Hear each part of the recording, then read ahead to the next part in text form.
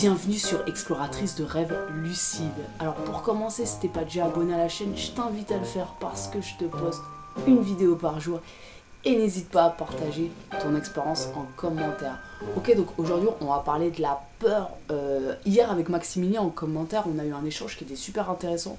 Et donc je vais un petit peu sortir une partie de ce qu'on a dit hier pour en parler aujourd'hui. Et en gros, une des questions c'était est-ce qu'on peut demander à l'inconscient de nous montrer notre pire peur en rêve lucide, notre pire peur ou notre pire fragilité ou peu importe en fait. Donc moi je vais m'axer sur la peur aujourd'hui et je trouve que c'est une question super intéressante. En fait dans l'ensemble je crois que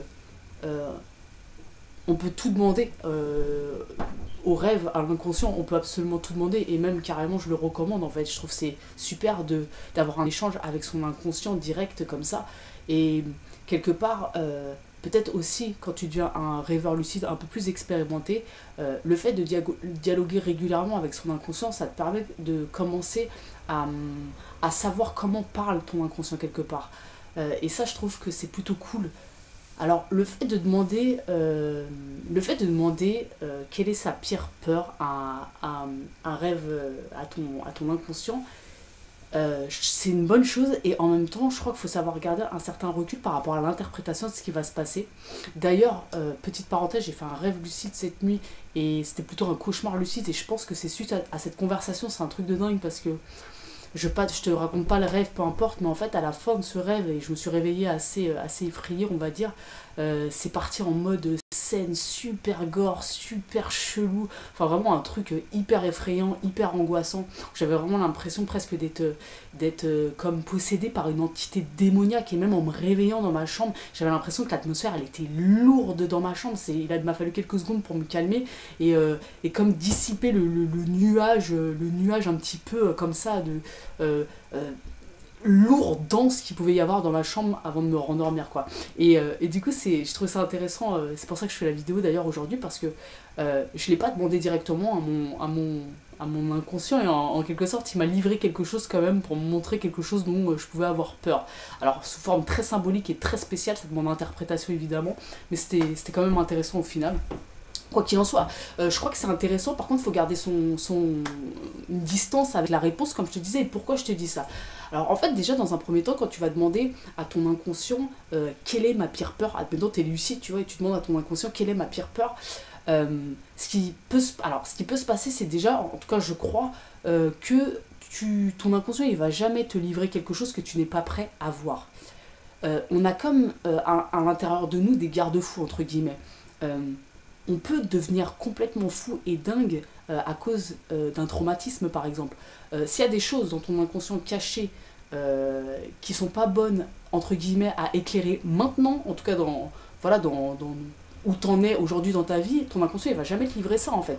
Et c'est là où je fais une petite digression mais où ça peut être dangereux parfois les drogues, parce que les drogues elles font filtrer, elles font sauter ces espèces de filtres qu'on peut avoir qui sont là pour protéger, en fait, pour, si tu veux, ton inconscient, ou ta conscience, quand tu mets de la lumière sur quelque chose dans ton inconscient, et ben en fait, ça va être des choses que tu es prêt à encaisser, ça va être des choses sur lesquelles tu es prêt à avancer, ça va être des choses qui sont appropriées sur le chemin, sur ton chemin d'évolution quelque part.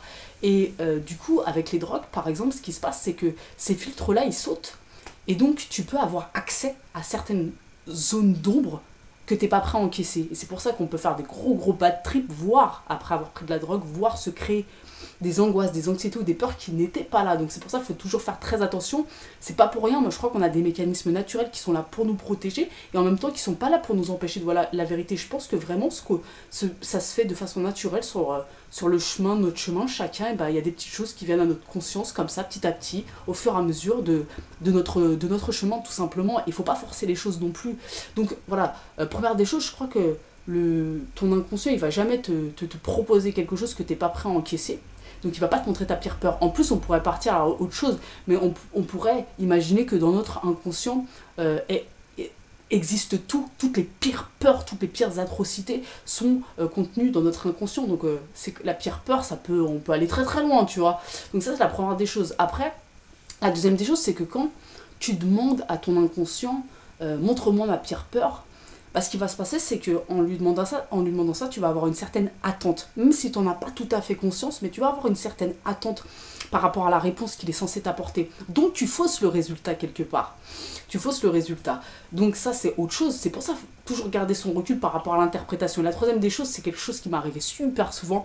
C'est genre ton inconscient, bah, il va te livrer un truc totalement absurde qui n'a, en tout cas a priori, pas forcément à voir avec la peur. Un peu un truc de genre peut-être pour te faire lâcher prise ou dédramatiser, en tout cas un truc qui a priori n'a rien à voir avec ta demande.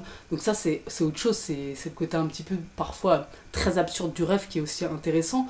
Donc quand tu demandes à ton inconscient de te montrer ta pire peur, peut-être que ça demande de le faire plusieurs fois, dans plusieurs rêves lucides, peut-être de se dire quand tu as une question, de le faire plusieurs fois. Pourquoi? Bah pour quelque part commencer à comprendre comment aussi fonctionne ton inconscient, comment fonctionne comment se passe la communication entre ton conscient et ton inconscient, parce que ça va être différent d'une personne à une autre. Donc déjà c'est commencer aussi à appréhender tout ça. Donc ça peut être super intéressant. Moi je sais que j'ai fait beaucoup de demandes en rêve lucide et voilà, parfois c'est des réponses qui m'ont aidé. Mais en vrai, quand j'y pense, les réponses qui m'ont le plus aidé souvent, t'as même pas besoin d'être en vrai, d'attendre un rêve lucide en fait. T'as juste quand tu te couches à demander voilà, avant de te coucher, tu demandes, tu poses une demande, une intention. Et je t'assure que si tu regardes le tracé de tes rêves, si tu commences à comprendre un petit peu la symbolique de tes rêves, le langage qu'utilise ton inconscient, bah tu vas vite voir qu'il y a beaucoup de réponses. Il y a même des choses qui se défont, des nœuds qui se débloquent, des choses qui se libèrent, sans même qu'on en ait totalement conscience. Parce que je sais pas si, alors ça c'est un autre débat, mais est-ce qu'on a besoin d'être conscient de tout pour que les choses se défassent? Moi je crois pas personnellement, mais après bon, ça voilà, c'est un grand débat entre guillemets, mais voilà, je crois que c'est une super chose de demander à son inconscient de nous montrer notre pire peur ou notre pire peu importe, et en tout cas de lui poser des questions. Mais voilà, par rapport à l'interprétation, faut savoir garder un peu de recul en prenant en compte le fait que bah, y a une attente quand tu demandes, il y a aussi le langage de ton inconscient qu'il faut un peu décrypter, donc il y a plusieurs, on va dire, paramètres à prendre en compte. Donc voilà, toi n'hésite pas à me dire en commentaire ce que tu penses de tout ça. D'ailleurs, Maximilien, il disait un truc assez intéressant, je vais reprendre sa phrase exacte parce que je sais plus c'était quoi, mais en gros, j'ai plus les coms.